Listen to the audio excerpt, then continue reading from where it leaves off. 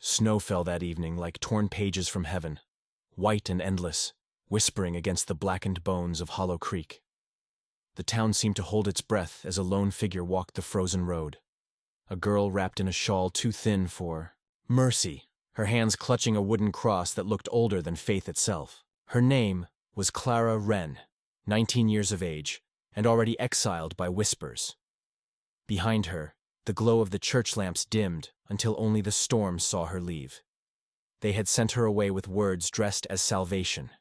A season in repentance, they called it, though everyone knew it was punishment. The Reverend had spoken of cleansing, of humility and second chances, while the seamstress May Hollister watched with eyes hungry for spectacle. Clara had said nothing. She had simply bowed her head as though the weight of their pity was another kind of frost. Inside her, shame coiled like smoke, formless, choking, undeserved. The journey to the mountain was crueler than she imagined. Snow came in walls and the wind howled like it meant to scrape her from the earth. Her boots, thin and cracked, filled with ice. Yet something within her refused to stop. Something small and stubborn, born perhaps of spite or the faintest belief that somewhere above the tree line waited a silence kinder than people. When she reached the ridge, dusk was bleeding out. Smoke rose in the distance, thin and blue, leading her to a cabin half buried under the weight of winter. She knocked once and nearly fell against the door. It opened with the sound of wood sighing, and there stood Silas Boone. He was larger than she'd imagined, broad-shouldered, bearded, eyes the color of tarnished silver. Stories in town called him a recluse, a mountain bear who'd once split a man's jaw for cheating him.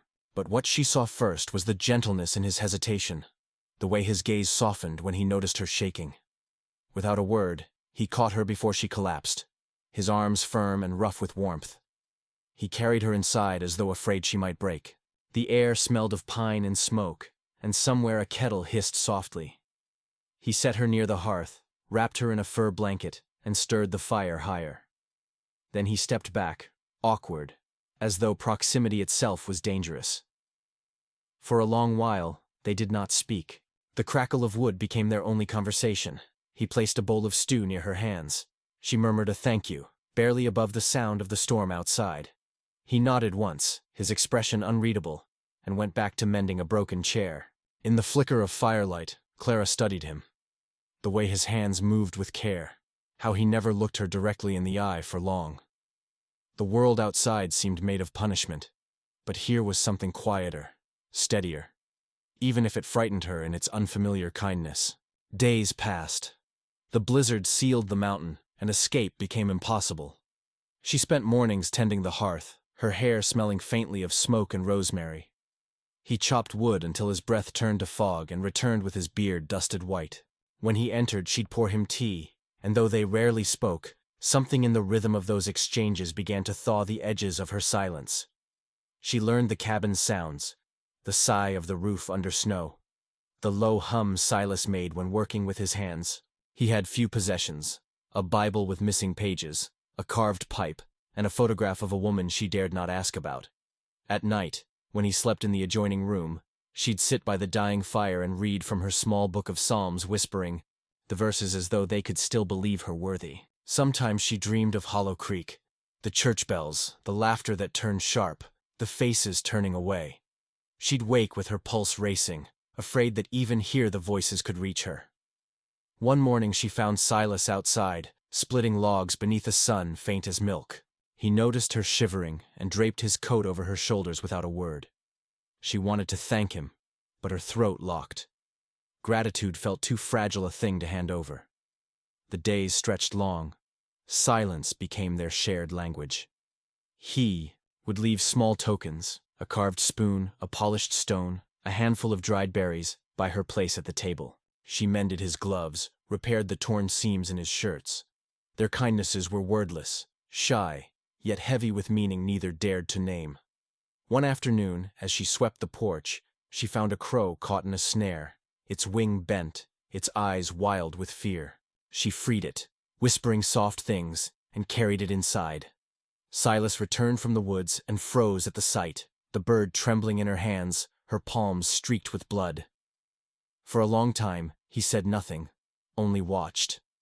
Then, with unexpected gentleness, he took the bird, set its wings straight, and bound it with a strip of cloth. When he looked up, she caught his gaze and saw it fully for the first time. Not wild, not fierce, but hollowed by loss. A pale scar ran across his neck, long-healed yet deep, as though he'd once been silenced by the world itself. She wanted to ask what pain had carved him quiet, but she only said, "You saved it." He shook his head slowly. "You did," he answered, voice rough, rarely used. It was the first time she'd heard him speak. His words were few, but they settled somewhere deep, warmer than the fire. From that day, a fragile trust grew. They spoke in fragments, about the weather, the forest, the way time felt slower when the snow fell thick. In late February, a thaw came. Water began to trickle through the icicles along the roof, singing its slow promise of spring. Clara stood outside, watching the sun turn the snow to silver. She felt something stir within her, a small return of pulse, of wanting. Silas watched from the doorway, his expression unreadable, but there was pride there too, quiet and reverent. That night, he carved a comb from cedar wood, smooth and simple, and left it on the table. When she found it, she touched it like it might vanish. She didn't thank him aloud. Instead, she braided her hair and placed the comb carefully beside the cross on her bedside table, a token not of ownership, but of recognition. Later, as the fire dimmed, she whispered, "Why did you let them send me here?" Silas paused in his work, the knife he was sharpening stilled. "Didn't know you were sent," he said slowly. "Just knew someone was coming who needed the mountain more than I did." She looked at him, confused, until she realized he wasn't mocking her. He meant it, the mountain had taken from him once, and maybe now it had chosen to give back through her. The crow they had rescued flew again a week later, circling above the cabin before disappearing into the white distance. Silas watched it go. "Freedom's not always soft," he murmured, almost to himself. "Sometimes it's sharp, like wind against skin." Clara smiled faintly. "Still better than cages." He nodded. The fire popped. The silence that followed was not heavy this time.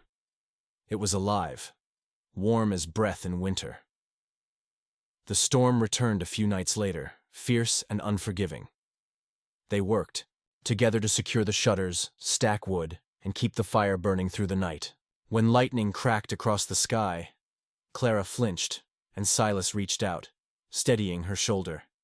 His hand lingered just long enough to remind her she was not alone. For a brief moment, time slowed, the world outside roaring, the cabin pulsing with shared fear and something tender beneath it. She looked at him, really looked, and saw a man shaped not by anger but by the ache of solitude. When dawn came, the storm had passed. The valley below lay glazed in silver, untouched.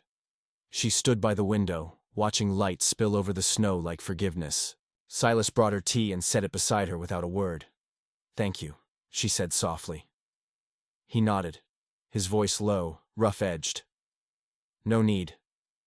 Storms pass easier when someone's there to watch 'em end." She met his eyes, and the faintest smile curved her lips. For the first time since her exile, the weight on her chest eased. The cabin no longer felt like a cage. It felt like a chance to begin again. Outside, the wind softened to a sigh, carrying away the last trace of Hollow Creek's gossip. Inside, two souls, one broken by shame, one by silence, sat across from each other as the snow melted between them. Neither spoke of spring, nor what would come after. It was enough, for now, to exist in the stillness between storms. And though Clara did not know it yet, this quiet refuge was only the first act of something the world would one day call impossible. Two outcasts, bound not by duty or salvation, but by the slow, steady grace of understanding. She turned back to the window, watching the sky clear, and in her heart, where sorrow had once rooted deep, something began, at last, to thaw. Spring came late to the mountain, hesitant and slow, as if unsure whether the world below still deserved its gentleness. The snow retreated inch by inch, revealing earth dark and tender, streams murmuring to life again. For Clara, the thaw felt like waking from a long-held breath. She had begun to move through the cabin as though it were hers, to open shutters, to hum softly while drying herbs, to exist without apology. Silas, though unchanged in his quiet habits, had grown accustomed to her presence. His silence now felt less like distance and more like listening. They no longer measured time by days, but by the rhythm of the fire dying and being born again. Some evenings they shared stories in fragments. Her memories of Hollow Creek's dusty streets, his recollections of a father who taught him to carve wood, but not to speak kindly. Each revelation was given sparingly, like gold coins from a poor man's pocket. In that restraint was something sacred. Then one afternoon the sound of hooves shattered the stillness. Clara froze by the window. A single rider climbed the trail, the horse staggering beneath exhaustion. When the figure came into view, her breath caught. It was Jonas Creed. His coat was torn, his hat missing, his expression heavy with something between guilt and fear. Silas stepped outside before Jonas reached the porch. The two men stared at each other, the air between them thick with unsaid things. Clara remained inside, her pulse loud in her ears. Jonas dismounted awkwardly, eyes darting toward the door where she stood shadowed by the frame. "I came to warn you," he began, his voice trembling. "The Reverend sent men to fetch her back. They're saying she's gone mad, that Boone's corrupted her." His words faltered when he met her eyes through the window. "Clara, I didn't mean for it to go so far. They said if I spoke against it, I'd lose everything." Silas's jaw tightened. "You already did," he said quietly. Then he turned away, leading the horse to water, leaving Jonas to stand in his shame. When Silas returned, Jonas had gone. He said nothing of it, but the way his shoulders carried tension told her enough. That night, Clara lay awake, watching the shadows twist across the ceiling. She could almost hear the Reverend's voice rising over the congregation, calling her unclean. A familiar fear coiled in her chest, but this time it did not own her. She'd lived in their judgment once. She would not crawl back into it. The following morning, the horizon darkened with riders. Clara saw them before Silas did. The glint of rifles, the dust curling up the trail. Reverend Harlan led them, his face hard as stone. May Hollister at his side wrapped in furs like a queen of frost. Silas stood at the door, axe in hand, not as a weapon, but a warning. When the riders reached the clearing, the Reverend called out, "Step aside." "Boone, the girl belongs to Hollow Creek." Silas's voice was calm, steady. "She don't belong to anyone." The Reverend's eyes narrowed. "You think your word outweighs the Lord's?" "I think kindness does," May laughed sharply. "Kindness? You've hidden a fallen girl in your den like a prize. You think that's kindness?" Clara stepped out then, her breath visible in the cold air. The fear that once lived in her spine no longer found room there. "You called me pure once," she said, voice trembling but clear, "and it made me smaller. You called me ruined, and it did the same. I'm neither. I'm only myself, and I won't be shamed for surviving." May's eyes flashed. "Ungrateful girl." "Maybe," Clara whispered, "but I'm no longer afraid of you." For a moment, even the wind seemed to pause. The Reverend's grip on his reins faltered. Silas stepped forward, placing himself beside her, not in front of her. The gesture said everything. She was not being protected. She was being stood beside. The Reverend lifted his rifle then, perhaps more from pride than belief. "You'll regret defying the word." Silas's tone was quiet, nearly tender. "If the word means hurting the innocent, I reckon it's already been defied." The rifle trembled in the Reverend's hands. Lightning cracked across the sky, the echo rolling through the valley. One of the horses reared, startled, and the men behind him drew back instinctively. The moment fractured. Fear, once weaponized, now turned against those who wielded it. May was the first to retreat. "Come, Reverend. The mountain's cursed enough." The Reverend hesitated, then lowered his gun. Without another word, he turned his horse and led them away. The sound of hooves faded into the trees, leaving only the hush of falling snow and the pulse of two hearts beating in relief. When they were gone, Clara sank to her knees, the adrenaline draining out of her like water from a cracked vessel. Silas crouched beside her, his hand hovering before finally resting on her shoulder. She covered it with her own, and in that touch was everything unspoken. The fear, the gratitude, the fragile wonder of still being alive. They stayed there long after the riders vanished, the snow melting beneath their heat. Neither spoke of what might come next. Words, after all, had been the weapon that nearly destroyed them both. Silence, they'd learned, could heal what speech could not. Days turned softer after that. The last of the frost melted from the trees, and the river sang again. Clara began tending to the garden behind the cabin, planting wildflowers and herbs she'd gathered from the forest. Silas watched her sometimes, his hands idle, as though seeing her rebuild the world piece by piece gave him permission to do the same. One evening, he placed the cedar comb he had carved months ago into her hands again. It was sanded smooth now, polished with oil, its edges gentle. "Didn't come out right," he said awkwardly. "Try it again." She smiled, the kind that reaches the eyes. "It's perfect." He looked at her then, really looked, and something inside him broke open. Quietly, like thawing ice. "You planning to stay when spring settles?" She hesitated, turning the comb between her fingers. "The town won't have me," he nodded. "Maybe you don't need them." The simplicity of the words struck her deeper than comfort ever had. She reached up, brushing a stray lock of his hair back, her fingertips grazing the scar along his neck. "And you?" she asked softly. "Do you need them?" He shook his head. "Had my fill of people who speak more than they mean." They both laughed, the sound fragile but real. That night, as dusk gathered around the cabin, they sat by the fire in companionable silence. Outside, the first drops of rain tapped against the roof, a gentle prelude to spring. Clara rested her head against the chair, eyes half closed. "You think they'll come back?" Silas stared into the flames. "Maybe. But we'll still be here." The firelight flickered across their faces, catching the shimmer of peace where once there had only been fear. It was not romance in the grand or fevered sense.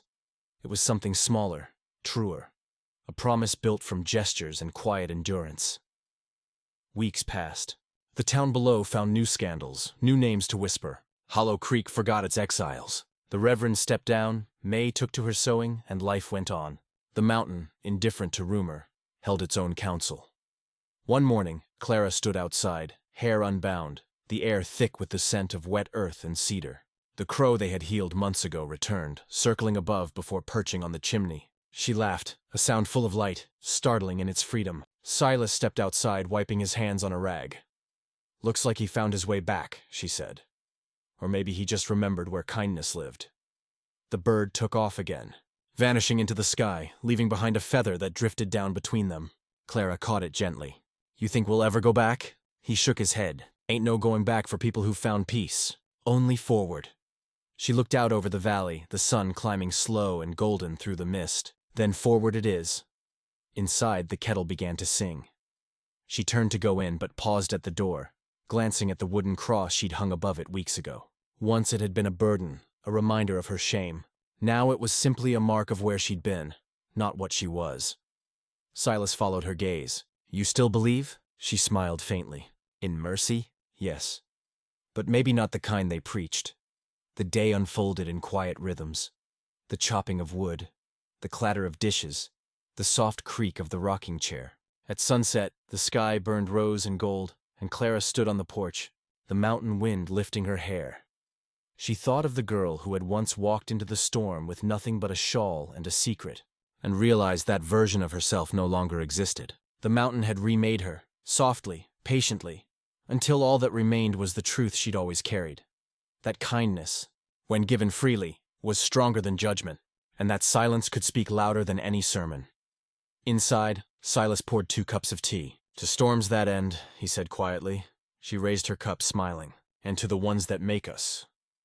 The camera of imagination would pull back here, the cabin small against the vast sweep of green and snow, smoke curling gently into the evening sky. Their laughter drifts upward, faint but enduring, like a hymn carried on wind. And somewhere beyond that horizon, an old voice would speak, warm, steady, timeless. In the coldest corners of this earth, grace doesn't shout, it whispers. 2 lost souls heard it once on a mountain, and in hearing they learn to live again. Remember them when your own winters come. The light fades, the fire glows on. Subscribe for more stories that thaw even the coldest hearts.